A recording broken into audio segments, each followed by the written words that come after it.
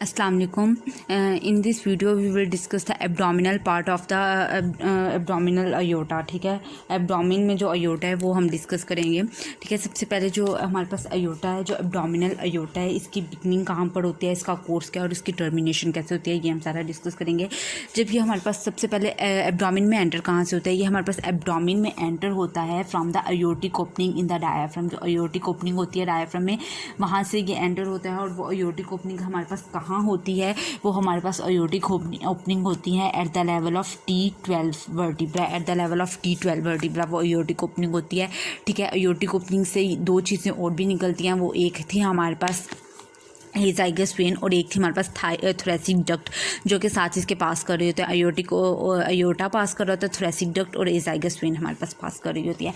अब जब ये हमारे पास आता है ना, तो ये हमारे पास रन किसके ऊपर कर रहा होता है, उधर से ओपनिंग से आकर ये हमारे पास रन कर रहा होता है ऑन द लुम्बर वर्टिब्रा। ठीक है, हमने देखना होता है कि लुम्बर वर्टिब्रा पे ये ऐसे करके रन कर रहा होता है और at the level of L4 lumbar vertebra जो है ये हमारे पास हो जाता है डिवाइड। ठीक है, ये L4 लुम्बर वर्टिब्रा पे हमारे पास हो जाता है डिवाइड।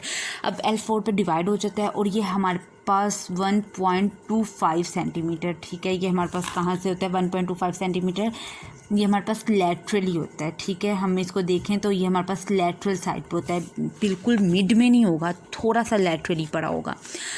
अब ये वाली चीज़ होती है। और अब जब ये हमारे पास आता है, ये ऐसे करके आ रहा होता है नीचे, तो ये हमारे पास क्या करता है, ये हमारे पास दो ऐसे करके फिर डिवाइड हो जाता है आर्टरीज में। ठीक है, इनको हम क्या कहते हैं, इनको हम कहते हैं लेफ़्ट एंड राइट एंड ये राइट है और ये हमारे पास लेफ़्ट कॉमन इलियक आर्टरीज़ हैं। ठीक है, ये हमारे पास कौन सी आर्टरीज़ हैं, कॉमन इलियक आर्टरीज़। अब कॉमन इलियक जो आर्टरीज़ हैं ना, ये हमारे पास आगे जाकर मज़ीद डिवाइड होती हैं एक्सटर्नल और इंटरनल इलियक आर्टरी में, वो भी हमारा टॉपिक नहीं है। ठीक है, अभी हमने बस अयोटा को डिस्कस करना है। अब ये सारी होगी अयोटा की कि हमारे पास किस तरह आता है और ये किस तरह डिवाइड करता है। अब जो इसके सबसे पहले अगर हम इसके रिलेशंस देखें तो रिलेशंस में हमारे पास सबसे पहले इंटीरियरली क्या आ जाता है, हमारे पास प्लेक्सिस होते हैं, सीलियक और अयोटिक प्लेक्सिस, वो इसके इंटीरियर साइड पे पड़े होते हैं। ठीक है, ज़ाहिर है बॉडी ऑफ पेंक्रियास पड़ी होती है। ठीक है, क्योंकि हमने देखा था ना कि बॉडी ऑफ पेंक्रियास के रिलेशंस में पोस्टीरियरली उसके अयोटा पड़ा होता है। ठीक है, बॉडी ऑफ पेंक्रियास पड़ी होती है और हमारे पास ड्यूडिनम होती है। ठीक है, ड्यूडिनम का थर्ड पार्ट होता है, इधर ऐसे करके पड़ा होता है। जो हमारे पास इसके पोस्टीरियरली आ जाती है, पोस्टीरियरली क्या आ जाती है, हमारे पास बॉडीज़ ऑफ वर्टिब्रास आ जाती हैं, क्योंकि ये डायरेक्ट वर्टिब्रा पर ही पड़ा हुआ है। वर्टिब्रल कॉलम जिसको हम अपने हाथ लगा के फील भी कर सकते हैं, उसके आगे बिल्कुल हमारे पास एब्डोमिनल अयोटा पड़ा होता है। उसके बाद हमारे पास आ जाते हैं इंटीरियर लॉन्गिट्यूडिनल लिगामेंट आ जाता है।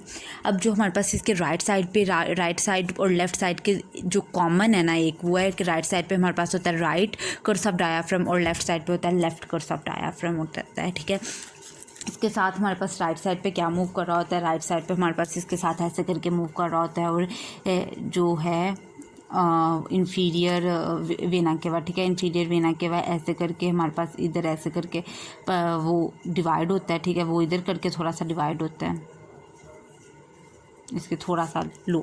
ठीक है, राइट साइड पे एक इंफीरियर वेना केवा आ जाता है और हमारे पास राइट कर्स ऑफ डायाफ्राम आ जाता है और क्रिस्टेना केलाई आ जाते हैं। ठीक है, और जो हमारे पास लेफ़्ट साइड है ना, लेफ़्ट साइड पे हमारे पास क्या आ जाता है, लेफ़्ट कर्स ऑफ डायाफ्राम आ जाता है, फोर्थ पार्ट ऑफ ड्यूडिनम आ जाता है। ठीक है, क्योंकि ड्यूडिनम आपको पता है ऐसे थोड़ा सा कर्व होता है, जो हमारे पास इंटीरियरली उसका थर्ड पार्ट आ जाता है और ऑन द लेफ़्ट साइड हमारे पास उसका फोर्थ पार्ट आ जाता है और हमारे पास पेंक्रियास आ जाती है। ये थे इसके रिलेशन। सिंपल से रिलेशन इसके इतने इंपॉर्टेंट नहीं है, पर फिर भी याद कर लें आप लोग, अक्सर वो हमारे पास पूछ लेते हैं इसके रिलेशंस। ठीक है, और अब हम देख लेते हैं इसकी ब्रांचेस हमारे पास क्या होती है, हमारे पास इसकी वेंट्रल और लैटरल ब्रांचेस होती हैं। वेंट्रल जो हमारे पास बिल्कुल सामने से निकल रही होती हैं और लैटरल जो हमारे पास साइड से इसकी आर्टरीज जो हैं वो निकल रही होती हैं, उनको हम कहते हैं कि हमारी ये इसकी लैटरल ब्रांचेस हैं। अब सबसे पहले जो अगर हम देखते हैं तो हमारे पास इसकी वेंट्रल ब्रांचेस में कौन सी ब्रांचेस आ जाती हैं। वेंट्रल ब्रांचेस में हमारे पास इसकी जो है वो मेन 3 जो है मेन ब्रांचेस आ जाती हैं। सीलियक ट्रंक आ जाती है। ठीक है, सीलियक ट्रंक के अलावा हमारे पास क्या आ जाती है, सीलियक ट्रंक आ जाती है, जो कि बिल्कुल इसकी सबसे पहली वेंट्रल ब्रांच होती है। दूसरी हमारे पास आ जाती है सुपीरियर मेसेंटेरिक आर्टरी और तीसरी आ जाती है हमारे पास इंफीरियर मेसेंटेरिक आर्टरी। अब ये तो हमने अलहदा डिस्कस कर ली। ठीक है। अब हम देखते हैं कि हमारे पास इसकी लैटरल ब्रांचेस कौन सी होती हैं जो इसकी साइड से निकल जाएंगी। तो फ्रंट से निकल रही थी, जो साइड से निकलती हैं। लैटरल ब्रांचेस में सबसे पहले आ जाती है हमारे पास, आ जाती है 2 फ्रेनिक आर्टरीज आ जाती हैं, ठीक है। 2 फ्रेनिक आर्टरीज आ जाती हैं। इनको मैं आपको एक और बात बताऊं कि इनको हम और भी क्या कहते हैं, इनको हम कह देते हैं पेयर्ड आर्टरीज, ठीक है, क्योंकि ये सारी जो होते हैं ना ये पेयर्ड होती हैं, और ये सारी जो होती हैं ये अनपेयर्ड ब्रांचेस होती हैं, और ये सारी पेयर्ड होते हैं। 2 इंफीरियर फ्रेनिक आर्टरीज होती हैं, ठीक है। और उसके बाद होते हैं हमारे पास आ जाती हैं 2 मिडल सुप्रारीनल आर्टरीज, सुप्रारीनल, ठीक है। और ऊपर से फिर हमारे पास आ जाती हैं 2 रीनल आर्टरीज। 2 रीनल आर्टरीज के बाद जो हमारे पास फिर आ जाती हैं 2 गुनेडल arteries.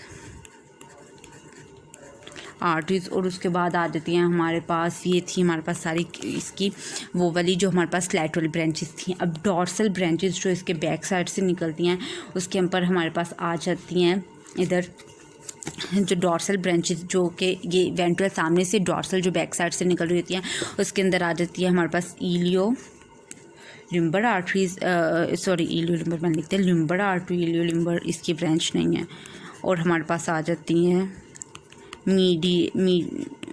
Medial sacral artery, median sacral artery, ठीक है।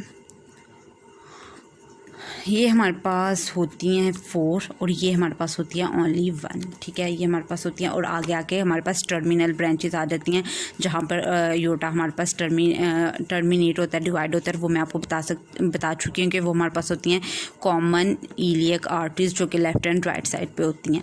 अब जब हम बारी बारी डिस्कस करते हैं इन सब आर्टरीज़ को, जो कि हमने ये दरमियान वाली आर्टरीज़ हैं, अभी हम इसमें सिर्फ इनको आर्टरीज़ को डिस्कस करेंगे और इनको करेंगे। कॉमन इलियक आर्टरीज़ को हम बाद में डिस्कस करेंगे।